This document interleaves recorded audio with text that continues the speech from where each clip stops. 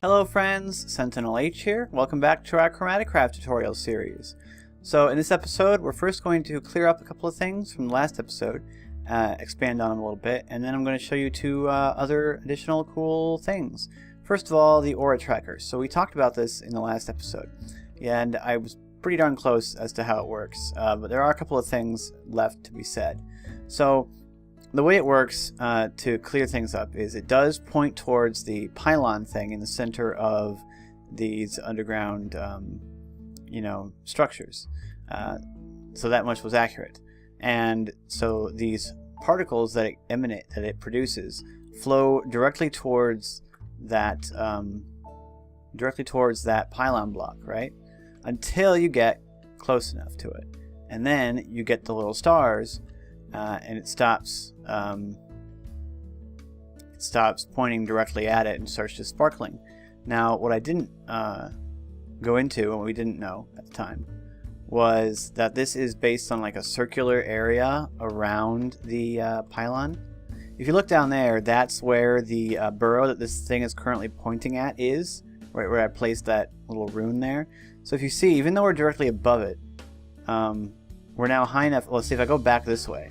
You can see that once we get to about here, the stars go away and it starts pointing back down towards the thing. But without changing elevation, if we get closer, the stars show up again. And that's because this thing works on a circular a sphere of influence. Basically, there's a spherical area around the pylon thing in the center that this thing detects. So by discovering the exact points on the map where the thing changes from the standard particles to the stars, and you can pinpoint the exact location of the burrow or whatever else you're looking for. So that's a cool thing. In this case, I happened to find the burrow. It's right down here, you can see. And green does mean burrows. So these are color-coded. Red for desert, green for burrow, blue for ocean, and I assume that the white particles that I see over by my casting room are for the crystal caves. I don't know. I don't think that's their exact name, but that's what I always call them. Crystal grottos. I don't know what they are, but I call them crystal caves. Because if I come over here, you'll see that, let's see, if we come over this way, we'll start getting white particles once we get close enough. It's all based on proximity. It points towards the one that's the closest. No, I have to right click on it. Duh, I'm an idiot. Okay, so there's another desert one around here. There we go, there's the white one, which I assume points towards the crystal grotto or crystal cave, whatever you want to call it. So the aura tracker does allow you to pinpoint the exact location of the structure. You just have to sort of walk around and map out the area. Remember that it's based on a circular spherical area, so if you get a couple of heights in and you get you can map out the four edges, you can pretty much figure out where it is. So that's the aura tracker. It's a bit more useful. I mean, I knew it was useful. It goes a bit more in depth as to how the mechanics work than what we knew at the time. Alright, so let's get into our items for today. We're going to talk about the item mover, which is really cool. Basically, the item mover, like its name suggests, is used for moving large quantities of items. It allows you to specify an item that you want to move from one chest to another, and then it allows you to, with one click, move up to like 10,000 of that item from one inventory into another inventory. And that's really useful. So you can do it from chest to chest, you can do it from a chest to a machine. Basically, if it has an inventory, you should be able to use the item mover to move items between them. Very useful if you've got huge amounts of resources of a resource in a thing that you want to move all at once. You don't got to take it all into your inventory and move it manually. It can be very annoying. So in order to craft this, you need an iron ingot, a diamond, a chest, and 4 obsidian. So it's very cheap. It's very early game. Once you have this tier 2 casting table, you should be able to get these resources and you can make the item mover. So it's fairly early game and it's pretty useful. So in addition to this, you do need some runes. And the runes for the item mover are both the light green ones because that's the rune for movement. So we need to place 1, 2, 3, 4 to the north, and 1 to the west, and 4 to the south, and 1 to the east. So make sure we're facing north, which we are. So 1, 2, 3, 4, and 1 over it would put us right here. And 1, 2, 3, 4, 1 over would put us right there. And there we go, we can craft our item mover. So we'll whack this thing with the manipulator. And now we have an item mover. I mean, we already did. Okay, so how do you use it? Well, if you right click with this in your hand on just empty space, it'll give you this GUI. It shows you all your inventory and also this little spot here for the item mover, as well as this little text box. So basically, the way that it works, here, let's grab some stone out of here. I've got like a bunch of stone in this chest. You basically right click on it, you take an item from your inventory, left click on the filter slot. Now if you look, it says that it has 0 of stone set to move up to 0, right? So what you need to do then is tell it how many of that item you want it to move in one go. So if you typed 64, it would then say set to move up to 64, and then you can move it 1 stack. So if I hold shift and I right click on this chest that has stone in it, and we look at the item mover, it now says it has 64 stone. So we can hold shift and we can right click it over here, and now if we open it, there's 64 stone there. So we moved a stack of stone without it ever entering our own inventory. However, that's really not the use for this thing. I mean, it is, but what you want to do is move like huge amounts of stuff, like 1,000. So if I hold shift and right click on this chest, we can now see I have 628 stone in the item mover. Again, it doesn't actually enter your inventory. This allows you to move large amounts of items without clearing any of your inventory space. Really useful. And I don't know, could you just carry these a couple of these around holding large amounts of resources? Probably. So if I hold shift and now right click on this chest and we didn't open it, you can see that all the stone has gone in there. There's no stone left in the item mover, it's all over here. Pretty cool. So just to show you that you can also do this with things like a furnace. We'll place like a furnace here and we'll get, oh, I don't know, maybe a bunch of jungle wood, because we can throw that in the furnace.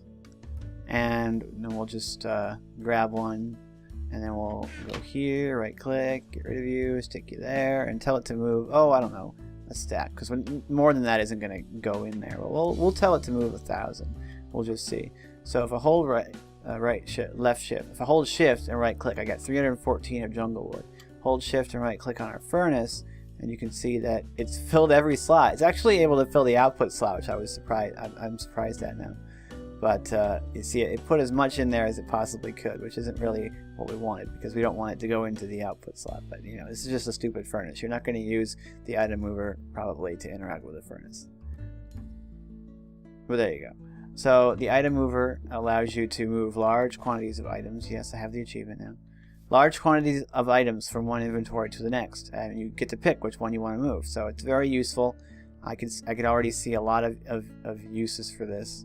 Of course, with modded Minecraft, you end up generating huge amounts of resources and needing huge amounts of resources. So, you know, something that can move up to 10,000 at a time is quite handy. So it's pretty straightforward, and that's how it works. Very nice. It's a useful utility item, and I like it. Next, we're going to talk about the creature sounding star.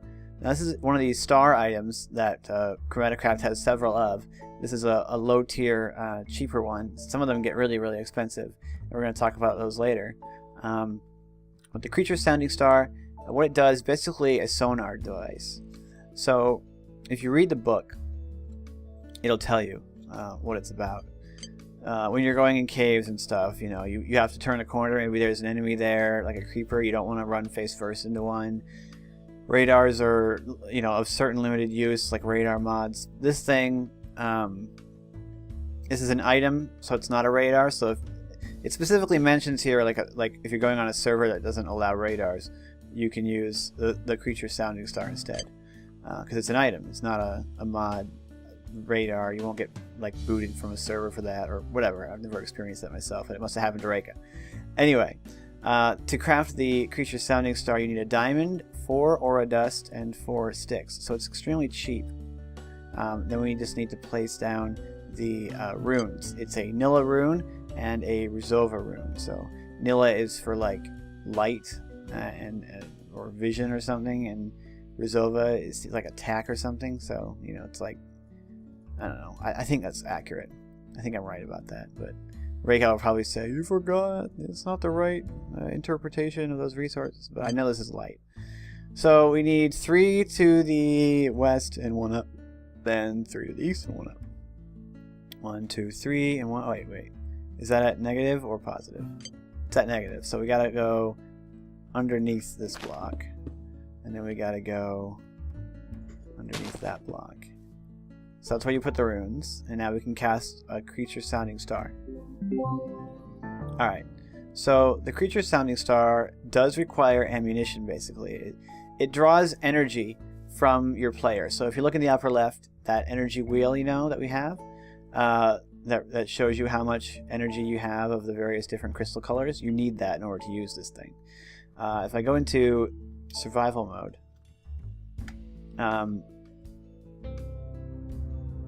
it's actually letting me use it, which I'm surprised at, because as far as I know, I don't have any.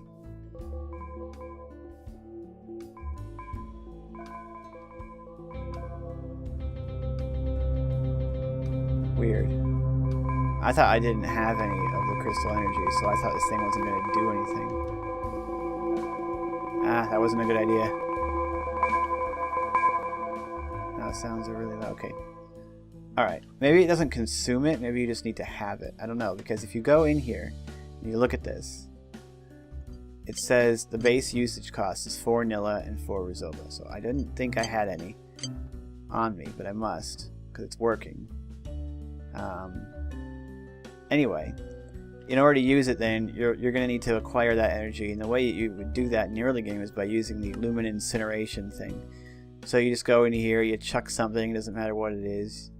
Although apparently it does, because I can't do that. You chuck something into here, and it gets burned up, and then you get a small amount of crystal energy related to that item. Now, what this thing does when you right-click with it is that it sends out this cool musical note, and then it starts to show you the location of like all the mobs that are around you. So let's go over here, because it'll be we'll go right up to this pig, and we'll right click with it. You'll be able to see that one of those little boxes gets drawn around this pig. See right there. See? The pigs are light up green. Now over here, right over here, we see that all these red boxes, those are hostile mobs. I don't know if the tone of the sound is based on the distance to the target, but it very well might be, because that pig was a really low note and I was right next to it, and these guys are further away and they're kind of higher pitched. But it will highlight you the location of all the mobs in the area. So if we go back to creative, let's just go down this hole. We'll use it down here. Its intended purpose. And we can see here these enemies being highlighted in red for a brief moment. There's a lot of them. You know, this could also help you find caves. But there we go. So that's the creature sounding star. You use it, and it well, it highlights the mobs for a brief moment. It gives you a little tune. I like it. Anyway, that's it for this episode. Thank you for watching. Like and comment down below if you did enjoy the video. Join our Discord if you're interested. I'm hopefully going to be more accurate with these videos, because hopefully I'll have a chance to, maybe ask Reika. He's in our Discord now. So if you're in our Discord, don't bug him too much. He might quit and leave and not come back. Anyway, thank you guys so much for watching. I'm SentinalH, and I'm signing out.